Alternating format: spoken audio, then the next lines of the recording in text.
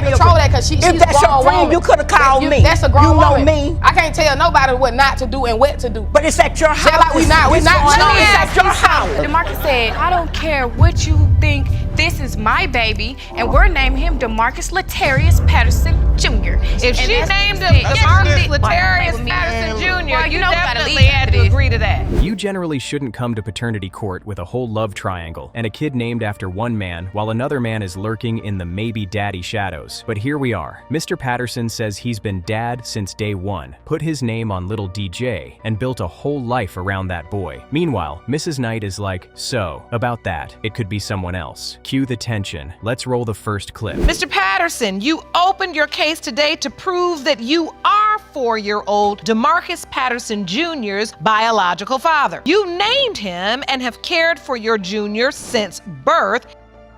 The courtroom barely gets settled before Judge Lake hits us with the setup. Mr. Patterson is here to prove he's the biological father because he's been raising DJ like his twin. And now Miss Knight is tossing in a plot twist, and you can feel it. Mr. Patterson's face is giving, don't play with me today. Talk about messy right out the gate. When the doctor first, held him up and finally gave him to him, I witnessed him just completely quit crying and looked me dead in my eyes. And that's when, at that moment, I knew I became someone's father. Mr. Patterson starts describing being there at the birth like it's a movie scene. Baby stops crying, looks him dead in the eyes, and he's like, yep, I'm somebody's father. I mean, that's emotional, okay? But the way he's talking, he's all in. You can hear the pride, and also that fear creeping in like, please don't embarrass me on TV. The house hopping thing, because when she moved out of her parents' house, she ain't had nowhere to go, so let her live there too. I mean, that's how we started our relationship. We were together every day since then. DeMarcus ended up... Then, Mr. Patterson admits the relationship was already shaky when she got pregnant. He calls it house hopping, and I'm sorry, what? That phrase alone is a red flag with sirens. Judge Lake is listening like, all right, so we've got instability, confusion, and bad decisions. Perfect. You can just sense this isn't going to be a calm, tidy paternity story.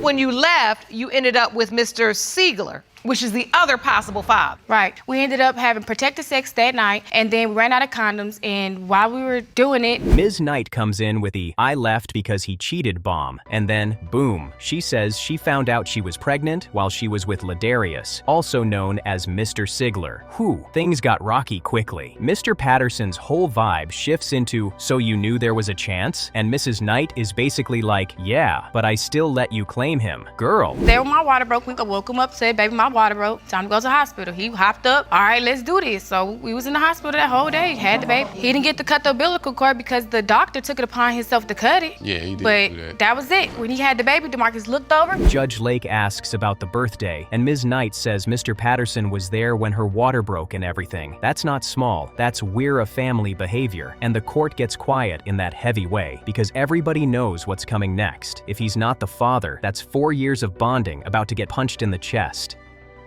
So you signed the birth certificate? Yes, Your Honor, I signed the birth certificate. Willingly? Yes, Your Honor. Without a doubt at that time, you went on and signed it? Yes, Your Honor. I mean, I was going to do the DNA test. Okay, and I looked at him, and then that's when I threw the DNA test out the picture. Now, we get to the name situation, because DJ is literally named DeMarcus Patterson Jr. Ms. Knight explains Mr. Patterson basically said, I don't care what you think, this is my baby, and stamped the name on it like a receipt. I mean, that's bold, but Judge Lake's face says it all. Names don't do DNA, sweetheart. And in your young mind, this is how you clean up this whole mess. And so in the last 4 years, has Mr. Patterson been there for DeMarcus? Ms. Knight admits she wanted it to be Mr. Patterson's baby because it would clean up the mess. Ma'am, a baby is not a mop. Judge Lake gently calls it out. Wishful thinking doesn't erase timelines. And Mr. Patterson is sitting there like, so I was your solution? You can almost hear the betrayal cracking through his voice. Heartbreaking stuff.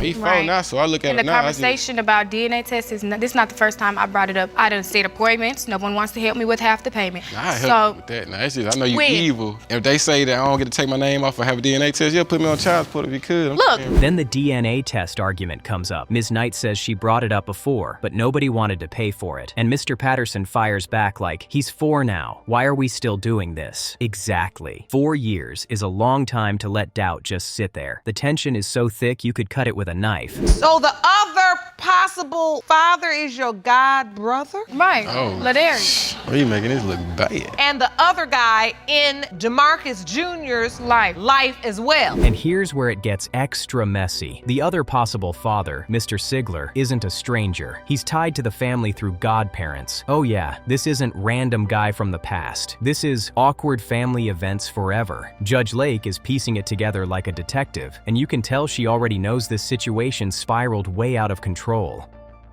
When you saw those pictures, That's you when felt like when I really started letting him in DJ's life. That's when Mama came and got him every other day when she can, or when I needed her to. He'll go pick him up, drop him off over there. Ms. Knight talks about photos and how letting Mr. Sigler into DJ's life caused waves, people popping up, opinions flying, and a child being pulled in different directions. And honestly, that's the saddest part. Look at the adults, confused, defensive, emotional. DJ has been living in this chaos while the grown-ups avoided the truth. As you are aware, we are discussing the paternity of DeMarcus Patterson Jr., a young boy who has Mr. Patterson's name. Mr. Sigler finally takes the stand, and the energy in the room shifts immediately. He's calm, respectful, but clearly nervous. Judge Lake asks questions, and you can tell, this man genuinely cares. No ego, no flexing, just fear. Because if that DNA says he's the father, his whole life changes in seconds.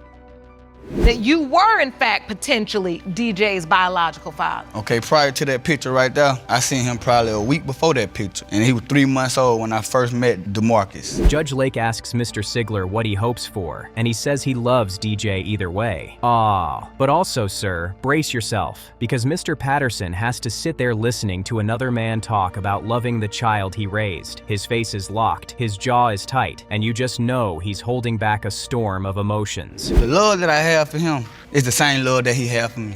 I know one thing about this young man. If don't nobody else love me, he gonna love me. Mr. Patterson, I have to ask you, how do you feel your son is calling another man daddy too? All right, cue the drum roll. Judge Lake lays it out. If Mr. Patterson isn't the father, DJ still has his name. If Mr. Sigler is the father, DJ has another man who loves him deeply. The envelope comes out and the room freezes. Mr. Sigler says he'd rather step out. My guy is shaking. This is peak tension. So you being honest, Mr. Sigler, I'd rather step out. you just really feel that strongly that you want the baby to be yours. Yeah. Here it is, the moment we've all been waiting for. Judge Lake reads the results. The biological father is Mr. Sigler. You are DJ's biological father, Mr. Sigler. Judge Lake opens the case and immediately sets the tone. Ms. Polzin says Mr. Callender denies their child, while he claims there's cheating all over this situation. Just look at him. He already seems drained. You can tell this isn't a small misunderstanding. This is years of doubt walking straight into the courtroom. Ms. Polzin, you've summoned Mr. Callender to court in hopes of salvaging what is left of your relationship. You say he denies your daughter Zoe, but today you intend to prove paternity. Is that correct? Ms. Polzin admits their relationship has been on again, off again, and that every argument ends the same way, questioning paternity. She insists he knows Zoe is his. Mr. Callender describes the doubt as a dark cloud hanging over everything, and honestly, that cloud is already pouring rain. We've been on again, off again, Your Honor. And the end of most of our arguments is he likes to throw that in my face, whether Zoe's his or not. And Anthony knows that that's his daughter. Then we get the backstory, Facebook messages, rekindling while she's still tied to another relationship. Judge Lake zeroes in immediately. When lunch break visits come up, the court calls it what it is, sneaking around. Not exactly the foundation you want when paternity is on the line. It keeps us in constant turmoil and constant fussing and fighting over it, and I'm just ready for it to be clarified and for it to be done. So how did you meet? We originally met when we were younger. Ms. Polzin tries to explain it away, saying she was being discreet, not disrespectful. Judge Lake isn't impressed. The old relationship wasn't finished, but a new one had already started. And the timing? Pregnant just 1 week after officially moving out. Yeah, that math has everyone squinting.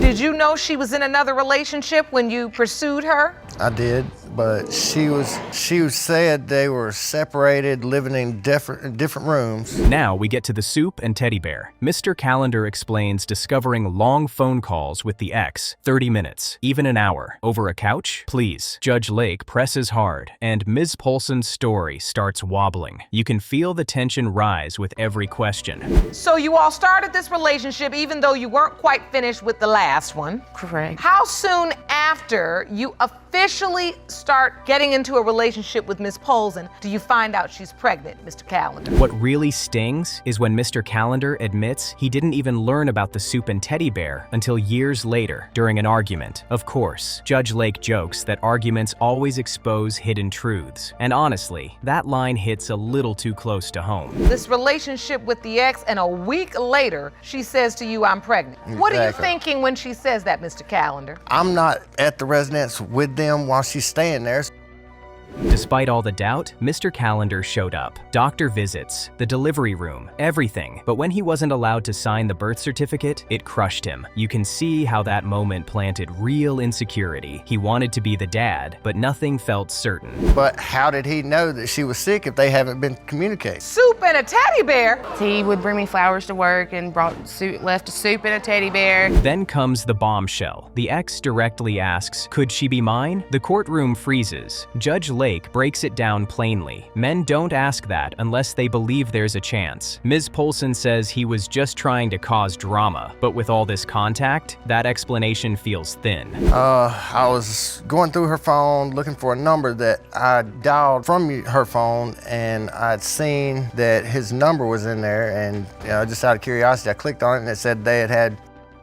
Mr. Callender's mother takes the stand, and her emotion is immediate. She loves Zoe deeply, but admits the relationship started as a hot mess. When Judge Lake asks if the relationship could survive, if Zoe isn't his, her answer is heartbreaking. She doesn't think it would. When she got the soup and the teddy bear, did she come home and say, honey, guess what my ex did with his crazy self? No, actually it come up. Ms. Polzin presents her proof. Similar attitudes, tan skin, baby pictures. She's confident, almost defiant. Grandma shuts it down calmly, saying Zoe looks like her mother and kids tan from being outside. Oof, that confidence takes a serious hit right there. Zoe was born. Were you there, Mr. Callender? Yes, Your Honor. You participated? Yes, Your Honor. Showed up for the birth? That and mostly every doctor visit. Mr. Callender fires back point by point. No protection doesn't prove paternity. Temperament is learned. Skin tone means nothing. Judge Lake watches both of them closely. You can tell this uncertainty has worn them down emotionally. This isn't drama anymore. This is exhaustion.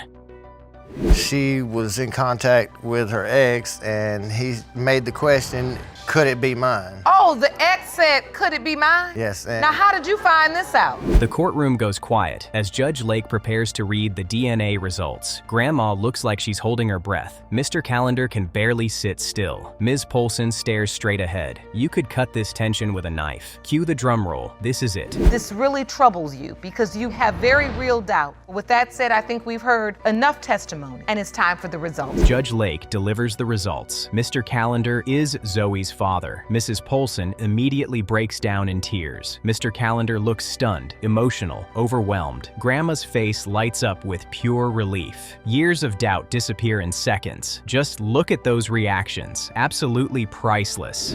In the case of Polzin versus Callender, when it comes to Zoe Callender, Mr. Callender, you are the father. Imagine finding out at 43 years old that the man you called dad your entire life might not be your biological father. That's exactly what Tanya Kingston is dealing with today, as family friend Kenny Fagan walks into paternity court claiming he's actually her real father. And this secret has been buried for decades, but today it explodes. Mr. Fagan, you're here to prove that Miss Kingston is your biological daughter. Yes, ma'am. You claim you kept this secret for 40 years. Judge Lake lays it all out, and Tanya is not here for it. She's standing firm, saying the man who raised her is her father, period. Meanwhile, Mr. Fagan looks convinced, like he's waited his whole life for this moment. My mom calls me to the dining room. She goes, I want you to meet somebody. They get to talking to me, Mr. Fagan, and my mom. Then my mom just out says, hey, by the way, this is your father. Tanya explains that at just 16 years old, her mother randomly told her Kenny was her biological father. No warning, no sit down, just boom. Life-altering news dropped like a bomb. I mean, imagine being a teenager and having your entire identity shaken in one conversation. Well, yes, at the time, it was wrong what we... How long did the affair last? 5 or 6 months, maybe somewhere. I mean, she came to me before I left the job. Mr. Fagan admits he had an affair with Tanya's mother while she was married. Yep, messy already. He says he was told the baby was his, but agreed to keep quiet so the marriage wouldn't fall apart. The only reason why this all came out, for the cat to get out the bag, is when I was 16, they told me that Kenny was my father. The only reason why was because my mom thought I was dating one of his family members. Tanya says the secret came out only because her mom thought she might accidentally date one of Mr. Fagan's relatives. Turns out it wasn't even Tanya, it was her sister, and Tanya's just sitting there like, so I got traumatized for no reason? She does not believe that. That's why Did you ever talk to your father, the man you believe your father? My dad passed away never knowing the secret from the time I was 16 until I was 27. The pain gets heavier when Tanya reveals her father, the man she believed was her biological dad, passed away without ever knowing the truth. She carried this secret from 16 to 27 years old, and you can hear the regret in her voice. Judge Lake doesn't miss a beat, pointing out how unfair that burden was. It hurt me that she couldn't, and for all these years, I believe, I always thought he had some kind of inkling that I was the father. You felt like he knew? Mr. Fagan tries to explain himself, saying he didn't want to hurt anyone, but Tanya fires back emotionally, explaining she was always a daddy's girl and never questioned who her father was. Honestly, you can feel her heartbreak through the screen. Well, I was hopefully that she was there and so I could see her. But, Your Honor, just over the years, just having something in your heart like that, you could not tell. Then it gets even wilder. Mr. Fagan admits he used to come around the house while Tanya's dad was still alive, as a family friend. I mean, that is next level awkward. You could cut this tension with a knife. What did you feel like when you were looking at the man you believed to be your father? I was daddy's little girl. I had kids, and I still lived home with my mom and dad. I never left my mom and dad's side. Tanya says the guilt of knowing and staying silent ate at her for years. She loved her dad deeply and now regrets never telling him the truth. And just look at her face. You can tell that pain never left. I had one father, and I had one father my whole entire life, and that's Mr. Kingston. That's my dad. Mr. Kingston is my dad. Was he on your birth certificate? Yes. Me and Mr. Fagan, we never. What is that? Is that your birth certificate? Yes, ma'am. Ron, will you hand me that, please? Things really spiral when Tanya explains that Mr. Fagan told her children he was their grandfather without her consent. That left her kids confused and devastated. Talk about crossing boundaries. And Mr. Fagan, he comes over, and I had my kids there. My kids really didn't know him, but when my dad passed away, he decided to take it upon himself to tell my kids that he's their grandfather. The birth certificate is brought up, listing Gus Kingston Jr. as Tanya's father. Tanya makes it clear that is her dad, no matter what DNA says. Mr. Fagan admits the lie was kept to protect the marriage, but Tanya was the one who paid the emotional price. For the simple fact, it's in my heart, and I know she is. Before we continue with the testimony, I actually have an independent witness that I'd like to call.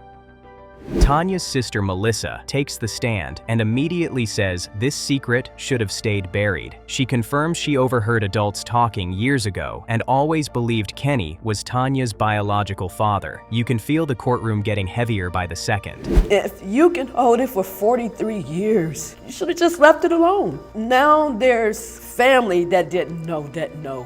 It just hurts. As the DNA results approach, emotions are at an all-time high. Tanya talks about losing Mr. Fagan's son, who she loved like a brother, adding another layer of grief. Mr. Fagan says Tanya would be his only surviving child. Everybody's gonna find out because we're here. Other than that, no one would ever know. As far as my dad's side of the family, the Kingstons, no, it's a secret that is just not coming out. Judge Lake prepares to read the results, and Mr. Fagan is already shaking. He says he knows it in his heart, but DNA doesn't care about feelings. Cue the drum roll, because this is the moment everything changes. I lost my brother too, here 2 years ago. So now there's no more boys in our family. My son was crazy about her. He really, that's the closest I ever seen him. Judge Lake reveals the results. Mr. Fagan is not Tanya's biological father. His face drops instantly. Tanya looks stunned, and the room goes silent. 43 years of secrets, hope, and heartbreak, gone in one sentence. In the case of Fagan versus Kingston, when it comes to 43-year-old Tanya Kingston, Mr. Fagan, you are not her father. Oh my God. Imagine getting a man to sign your baby's birth certificate, just for him to wake up one day like, yeah, I don't think that's my kid. That's exactly what Ms. Davis says happened with Mr. Cole and Little Autumn. She claims he accepted the baby, moved in, played daddy, then abruptly dipped and started denying her. Meanwhile, he's sitting there saying, nah, the math ain't mathing. All right, roll the first clip. Ms. Davis, you say that after accepting your daughter Autumn, Mr. Cole abruptly ended your relationship, moved out of your home, and is now denying her. You say Mr. Cole is the only man who could be Autumn's father.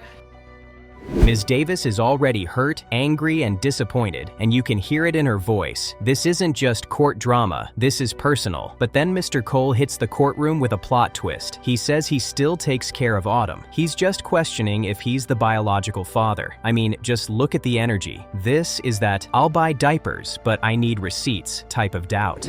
Disappointed how he all of a sudden not claiming my daughter. He is the only man that I've been with since February. So, Mr. Cole, you're not claiming the baby? You don't think it's yours? Now Ms. Davis starts telling the how we met story. Basketball game, little googly eyes, numbers exchanged. Cute, right? But the vibe instantly switches when she says she found out she was pregnant on March 21st and claims Cole was the only man in the picture. And you already know what comes next in paternity court. The sacred artifact, the conception calendar. Cue the drum roll. Yes, ma'am. After me and Adrian have sex a couple times in February, I have found out I was pregnant March 21st. I was 4 weeks pregnant. All right, I want to understand this. And you submitted a calendar to the court. Yes, I also have a calendar. That outlined. And boom. Cole says he didn't question it at first, until the streets started emailing him anxiety. He says people were walking up to him telling him the baby might not be his, and then a dude popped up in messages, mad she was pregnant, basically screaming, so you didn't tell me? Because why? Talk about messy. You can feel Cole's paranoia loading in real time. To school like a week later, and someone walked up to me. She wasn't even pregnant that long, and people were walking up to me saying that the baby might not be mine. You know. Oh. And then after a guy wrote her in her messages and was mad that she was pregnant. Ms. Davis tries to shut it down. She says she stopped being intimate with her ex back in January, and it was one time. Judge Lake is like, so that can't be the father then, correct? And Cole's sitting there like, yeah, but why are random men texting you like you got a subscription service? I mean, just look at his face. He's not buying what she's selling. Yes. So you all are going through the process of having a baby? Yes, Your Honor. And he's present? Yes, Your Honor. Now you have the baby. You're at the hospital. You came to the hospital, Mr. Cole? I was there the whole time. You were? Mm-hmm. Then we get to the hospital moment, and whew. Cole says he wanted a DNA test right after the baby was born, but he fell asleep when the birth certificate paperwork came in, and Ms. Davis didn't wake him up. Her reason? She went through his phone, saw him basically saying, that's not her name until we get a DNA test, and she got mad. Petty level. Professional. When they came for the birth certificate to sign it, I was asleep. She didn't wake me up. I have reasons why I did not wake him up to sign the birth certificate. So after I had Otto, a couple hours later, he was asleep and I went through his phone. And then all his friends was telling him, congratulations on your baby girl on Autumn Cole. And Judge Lake calls it out perfectly. This wasn't about him at that time. It was about your daughter. And that's the part that makes the room awkward, because she knows Judge is right. Cole says if she truly believed he was the father, she would have woken him up. And honestly, that line lands like a brick. Things got rocky quickly.